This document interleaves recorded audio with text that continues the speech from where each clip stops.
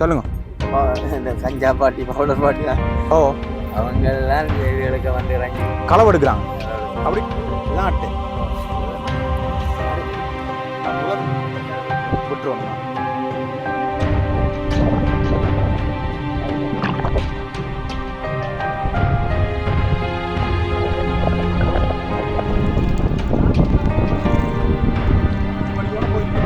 எல்லாருக்குமே வந்து இப்போ சுற்றுலா போகிறவங்களுக்கு போனோம்னா அந்த மரக்கல்ல இருக்கிற கொட்டிலுக்கு வேணும்.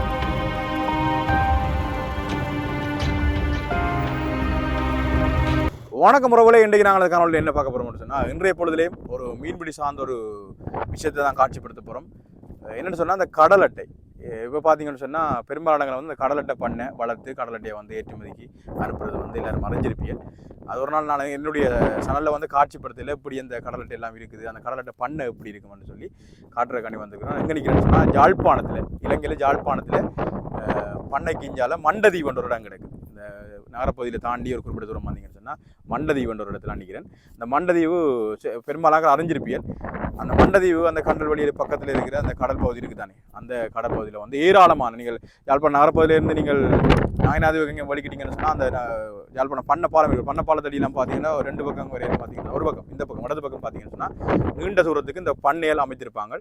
பண்ணை சின்ன சின்ன கொட்டில் மாதிரி போடப்பட்டிருக்கும். அதில் ஒரு பண்ணை பகுதியில் இந்த கடல் அட்டை எப்படி இருக்குது அந்த ஐயா கூட தான் கதைக்க போகிறோம். ஐயாவோட கதைக்க போகிறோம். சின்ன சிறிய ஒரு காணொலி தான். வாங்கோ காணொலிக்குள்ள போகும்.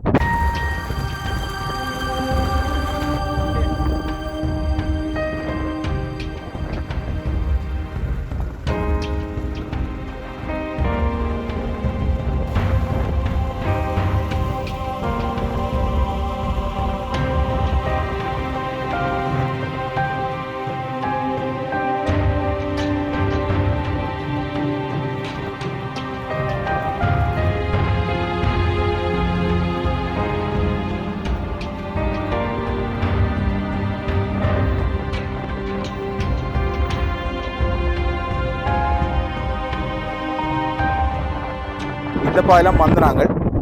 இதுலேருந்து ஒரு கொஞ்சம் தூரத்தில் அப்படியே திரும்பினோன்னு சொன்னால் பண்ணை திரும்ப ஒரு கிலோமீட்டர் நகர்பகுதியிலேருந்து 1 கிலோமீட்டர். அதை பார்த்தீங்கன்னா ஜாழ்ப்பாணம் நகர்பகுதி தெரியுது.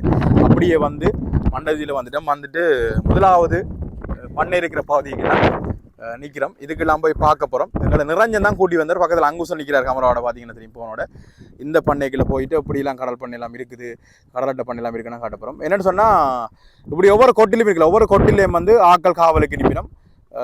எல்லாத்தையும் கமரா போடப்பட்டிருக்கு. ஏன்னா இந்த கடலட்டை களவு எடுக்கிறது அப்படியெல்லாம் இருக்காமன்னு சொல்லி வேலியெல்லாம் உடைக்கப்பட்டு கமரா போட்டப்பட்டிருக்கு. அது நேரம் பார்த்தீங்கன்னா ஒரு வகையான இந்த வலையை வந்து தடுப்புக்காண்டி அந்த வளர்க்குறக்காண்டி பயன்படுத்தினோம். இதில் ஆரம்ப பகுதியிலே வந்து அந்த விலை இருந்தது. ரப்பர் மாதிரி ஒரு வித்தியாசமான விலை உண்டு. இதான் வந்து சுத்த வர அடித்தாதுக்கெல்லாம் வந்து கடலட்டை வளர்க்குற குஞ்சு கழிஞ்சு வரும். இதான் அந்த இது. இந்த தடியில் இறக்கி எல்லாம் இருக்குது. கிட்ட போய் காட்டுறேன் எப்படி இருக்குன்னு சொல்லி. இப்போ நான் பண்ணைக்கு இறங்குறேன்.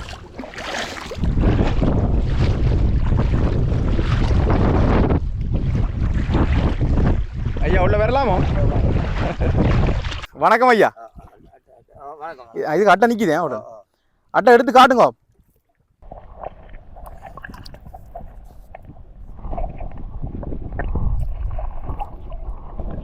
பெரிய அட்டையா தான் தண்ணி ஒரு வயிற்றுக்கு இதான் அட்டை. அடுக்கு நான் முதல் தடவை அட்டையை கையில் வச்சுக்கிறேன், கடல் அட்டையை. எந்தரையா? ஓ, இதுதான். இதெல்லாம் வளர்ந்துட்டுதா இல்லை இனித்தானா? இது வளர்ந்து இருக்கு. வளர்ந்து ஒன்று இருக்கு. 6 மாதம் வளரும். வளர்றதுக்கு 6 மாஞ்சல். 6 மாஞ்சல் இந்த அளவில். இது என்ன அளவான இது? இன்னும் வளர கிடக்கண்டா எவ்வளோ நாள் கிடைக்கும்? 500 கிராமுக்கு மேலே வந்தால் தான் நாங்கள் விலைக்கு கொடுப்போம். 1000 1200 ரூபா போடுவாங்க.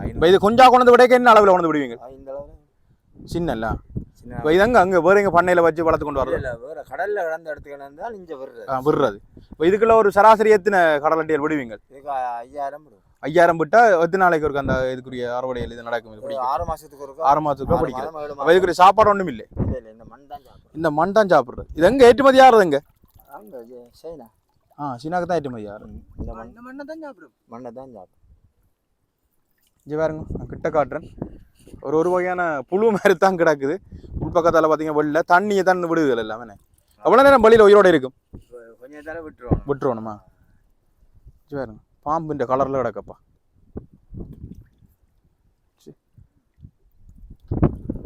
ஒரு அட்டை சராசரியாக கிலோ ஒரு அட்டை நாங்கள் பச்சையாக கொடுக்குறது 500 கிராம். 500 கிராம். 500 கிராமுக்கு மேலே ஒரு அட்டை 500 கிராமுக்கு மேலே வர கொடுக்குறது கொடுப்போம். ஆனால் அவங்க நீ அதை அவிச்சு பதப்படுத்தி தான் கொண்டு வாங்க. ஐயா சொல்லுங்க, இப்போ இந்த அட்டை எந்த பகுதியில் கூட நிற்கிது? இல்லை நான் சொல்றேன், இப்போ கூட இந்த பண்ணை எவ்வளோ அளவுகளில் இருக்குது அப்படின்னு? 65 தான் கொடுக்குறாங்க. அந்த பண்ணையின் அளவு 65 மீட்டரா? 65 மீட்டருக்கு 65 ஒரு பண்ணைக்கு உரியது. ஒரு ஆளுக்கு தான் அது கொடுக்குறாங்க. சில பேருக்கு கொடுக்குறாங்க. ஏக்கர் கணக்கிலையும் கொடுக்குறது. இது வாழ்வாதார பிரச்சனைன்னு சொல்லி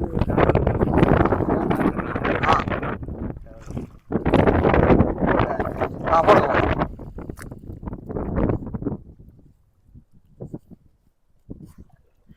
என்னென்னு சொன்னால் ஐயா எங்களுக்கு அந்த அங்கால கொஞ்சம் ஆழம் கூட, அதுலேருந்து அட்டையை பிடிச்சி கொண்டு வந்து முன்னுக்கு கொண்டு வந்து விட்டவர். அப்புறம் இப்போ நடுப்பதில் கொண்டு வந்து விட்டுறார். ஒரு 4-5 அட்டையை கொண்டு வந்தவர். இப்போ நான் நினைக்கிறேன் ஒரு 300 கிராம் அளவுலாம் நிற்கிது விடக்கண்ணே. எங்களுக்கு அண்டி பிடிச்சி கொண்டு வந்தவர். அங்கால எத்தனை அட்டைன்னு சொன்னீங்க போது? எத்தனை அட்டை விடுற? 5000 அட்டைகள் வந்து ஒரு பண்ணைக்கு விடுறதாம். 65 மீட்டர் தான் அளவா. இங்கே சராசரி எத்தனை அட்டை பண்ணைகள் இருக்குது? 100க்கு மேலே. இதெல்லாம் தனியாட்டு தானே? இப்போ தனியாட்டு. இப்போ இது எவ்வளோ காலமா இங்கே இந்த பண்ணையெல்லாம் இருக்குது யாழ்ப்பாணத்தில்? இந்த படியான பண்ணைகள் நாங்கள் 3 வருஷமா போயிட்டு 3 வருஷமா நீங்கள் வேலை செய்றீங்க? நாங்கள் இங்கே போட்டு அதுக்கு முதல் அது அந்த பண்ணால் போட்டோங்க. அதெல்லாம் முழுக்க பண்ணதான் ஃபுல்லாக. அது இங்கே இருந்து முழுக்க இப்படி அங்கால பக்கமெல்லாம் பண்ண போகும். இது எங்கெங்க எந்தெந்த இடங்களில் கிடக்கு பண்ண? இங்கே மண்டவி கரையேற வழி, அல்லப்புட்டி, மற்றது வன்னிலையும் இருக்கு. எல்லாம் தனியாட்டு தான். தனியாக தான் வம்சம் கொடுத்துருக்கோம். இப்போ இந்த களவு சம்பந்தமா சொன்னீங்களா? அது என்ன கட்டம்? இது என்ன மாதிரி யார் களவு எடுக்கிறேன்? இந்த கஞ்சா பாட்டி, பவுடர் பாட்டி தான். அவங்கெல்லாம் இதுகளுக்கு வந்து இறங்கி களவு எடுக்கிறாங்க. அப்படி களவு போயிருக்குதோ? சில பேருக்கு போய் பிடிச்சும் இருக்கிறாங்க. என்ன அட்டையை தான் பிடிச்சிட்டு போறாங்க? அட்டை தான். அதான் பார்த்தேன். பிறகு கமரா எல்லாம் பூட்டி இருந்தது. அதான் யோசிச்சேன். அப்படியே தான் இருக்கு களவுன்னு. அப்படியே தான். அப்போ உங்களுக்கு நீங்க 24 மணி நேரம் இதுக்கே நிற்கும்? இல்லை நானும் போயிடுவேன். இரவுக்கு ஒரு ஆள் வரும். மாறி நிற்கிற சாப்பாடுகள் வரும். இல்லாட்டி சமையலுக்கு இடம் எல்லாம் கிடக்கும்? சமையல் இருக்கு, அடுப்பெல்லாம் இருக்கு. நாங்கள் அதெல்லாம் மாறி பார்ப்போம். அப்ப இப்ப இதுக்கு எத்தனை பண்ண அட்டைகள் நிக்குது? இப்ப இந்த மாதத்துக்கு பிடிச்சாச்சா இல்லது முத்தவணும்? இன்னும் வளரணும். 5000 மட்டும் விட்டுருக்கோம். இன்னும் வளரணும். அந்த கணக்கின்படி 5000 தான் விடலாம். 5000 தான் விடலாம் ஒரு பண்ணைக்குள்ளே. அப்படி ஒரு பிரச்சனை இருக்கு. கூடயும் விடையில அது இனி அட்டை வளராது. அதுவும் வந்து அவங்கள கட்டுப்பாடும் இருக்கு. இப்ப இந்த நெட்டுகள் எல்லாம் பார்க்கணும். இடையில பிஞ்சு இஞ்சல் அப்படி எல்லாரும் பார்க்கணும். எங்க அந்த அட்டையில் போயிருமோ? ஒரு பாரு நாங்கள் பார்த்து ஒரே இடத்துல நிற்குமே. ஊந்து போவோமே. அது இப்போ போயிடும் கொஞ்சம் தராங்க. இங்கே விட அங்கே போயிட்டு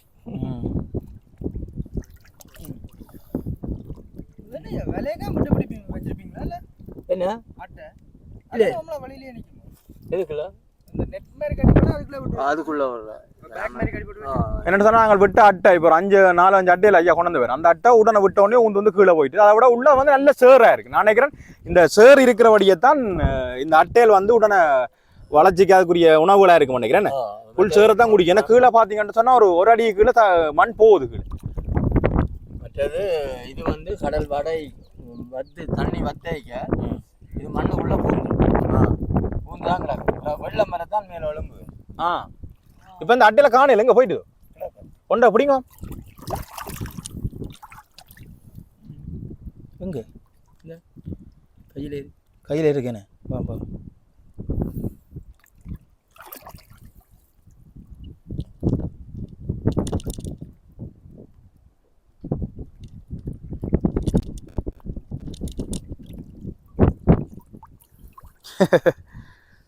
விட்ட அட்டை திருப்பி பிடிச்சிட்டேன். விடுங்க. அது விட்டா போய் எவ்வளோ ஒரு அட்டை எவ்வளோ? நாங்கள் இந்த அட்டை 250 ரூபாய்க்கு பண்ணுறோம். சின்ன வேண்டி தான் விற்காக்க பெருசாக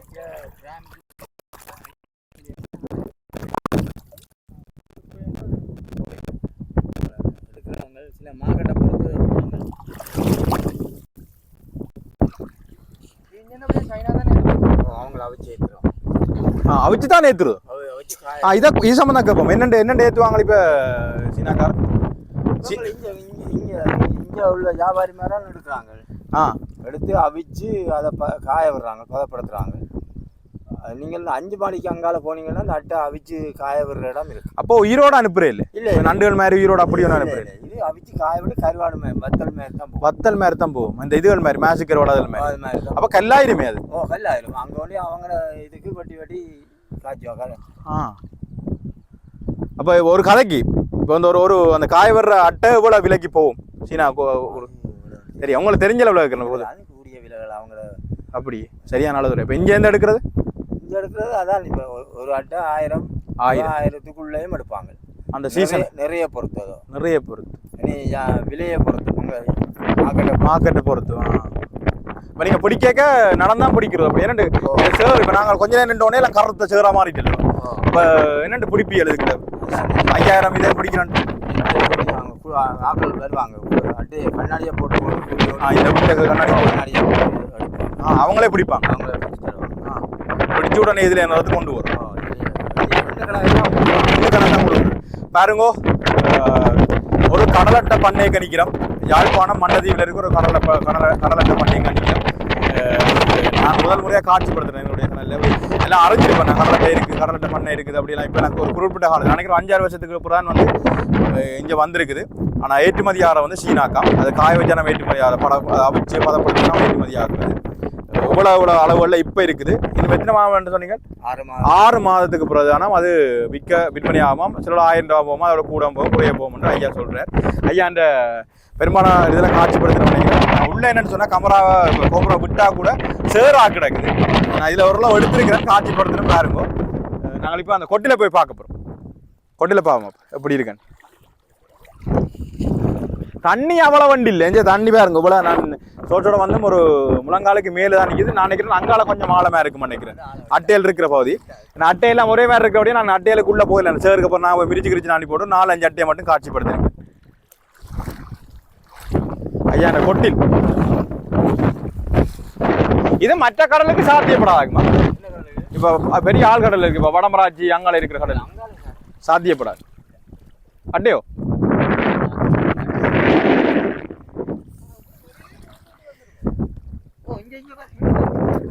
இங்கேயும் வரும். ஒரு இடத்த நிற்க மாட்டேன்.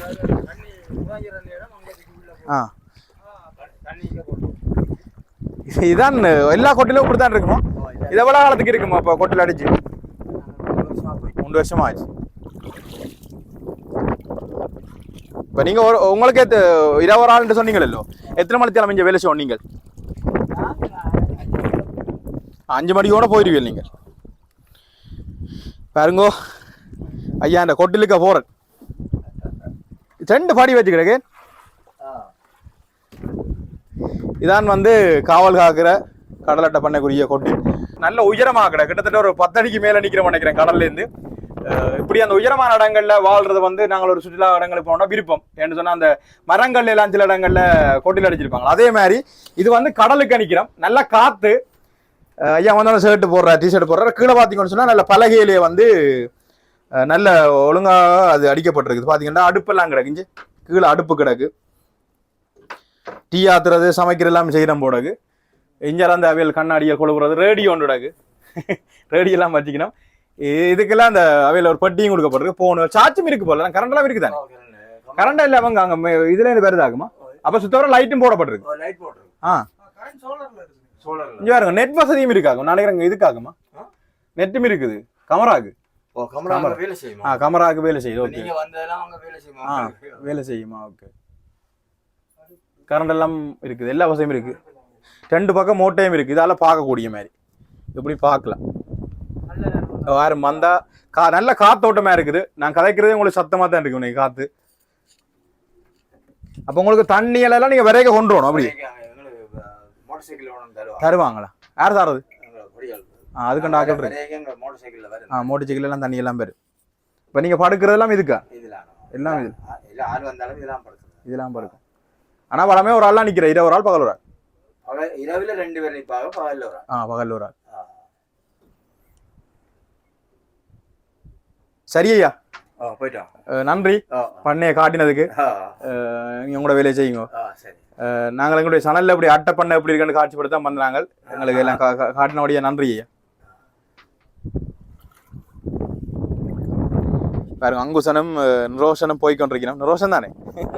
நிரோஷன் தான் இன்றைக்கு இந்த பண்ணையை காட்ட கூட்டி கொண்டது. அங்குசன் விழுந்தெலும்பப்பட்டார். நல்ல காற்று, காலையிலலாம் பார்த்து தான் பைக்கணும். இங்கே ஆழமாக இருக்குது பார்த்தீங்க. அது ஆழம் வந்தாலும் வர்றாங்களா, நீங்கள் பயப்படுறீங்க.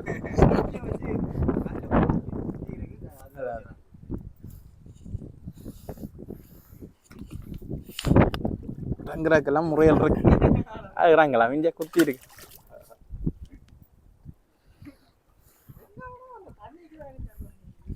இப்போ வராங்கிட்டேண்ணா.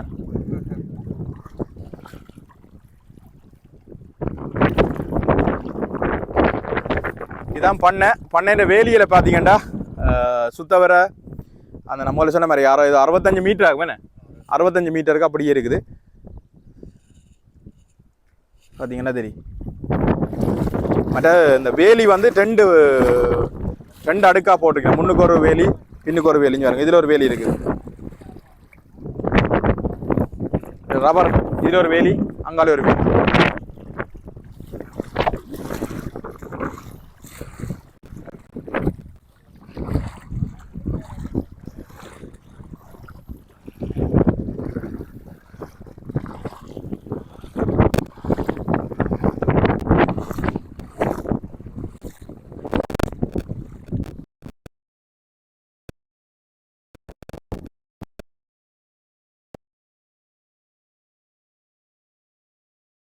நாங்கள் கடலட்டை பண்ண உள்ள வழியாக காட்சிப்படுத்திருக்கிறோம்.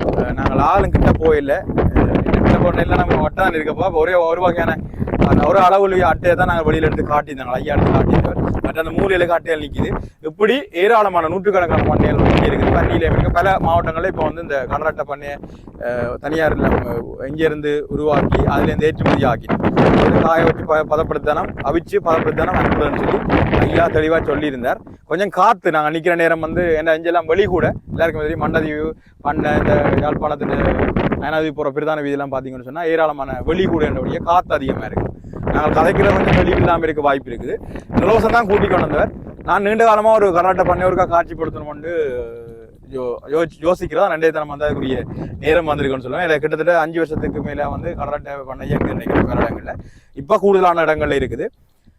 அதுக்கு அந்த கடலட்டை பண்ணக்கூடிய இந்த தொழில் சார்ந்த விஷயங்கள் தான் கணக்க விஷயங்கள் நீங்கள் கேள்விப்பட்டிருப்பீர்கள். நீங்கள் இது சார்ந்த விஷயங்கள் உங்களுக்கு தெரிஞ்ச விஷயங்கள் நீங்கள் ஒன்றா கீழே கமெண்ட் பண்ணுங்க, நாங்கள் அதை படித்துக்கொள்கிறோம். நான் இன்றைய பொழுதுல ஒரு கடலட்டை பண்ண எப்படி இருக்குது என்றதை காட்சிப்படுத்துறதுக்கு தான் வந்திருக்கிறேன். அதில் கடலட்டையை முண்டைக்கு எடுத்து காட்டியிருக்கிறோம். 1 கிலோ அளவில் வருமானம் 2 கிலோ அளவில் அந்த ஏற்றுமதி செய்யறான்னு சொல்லி ஐயாவுடைய தெளிவாக சொல்லியிருந்தவர். சேராக இருக்கக்கூடிய தண்ணி கீழெல்லாம் விட்டு காட்சிப்படுத்துறது சரியான சவாலாக இருக்குது. நிலவசம் சொல்லுங்க. அதுக்கெல்லாம் நிறைய சேரு அட்டையில எல்லாம் உலக்கு போடுற மாதிரி அங்காலையோ நான் போன முறை டைம் வரைக்கும் இதுக்கெல்லாம் இந்தளத்துக்கெல்லாம் தண்ணி நின்று இந்த சைடு எல்லாம் ஃபுல்லா தண்ணி இதுலயும் தண்ணி நிற்கும். இப்ப நாங்க இந்த டைம் தான் இங்க வந்து நிக்கிறோம். பின்னேரம் வந்தாண்டா தண்ணி கூட இருக்குமே. சரி, அப்ப நான் இதோட காணொலியை முடிச்சு விட நன்றி. இன்னொரு தான் கூட்டி வந்தேன். அவருக்கு தான் தெரிஞ்ச பண்ணியன்னு கூட்டி கொண்டு வந்தவர். இதோட நாங்கள் இந்த காணொலியை முடிச்சு இன்னொரு காணொலி சந்திக்கும் வரை விடப்பட போறோம். நன்றி. உங்கள் வெல்ல சுரக்ஷா. பாய் பாய்.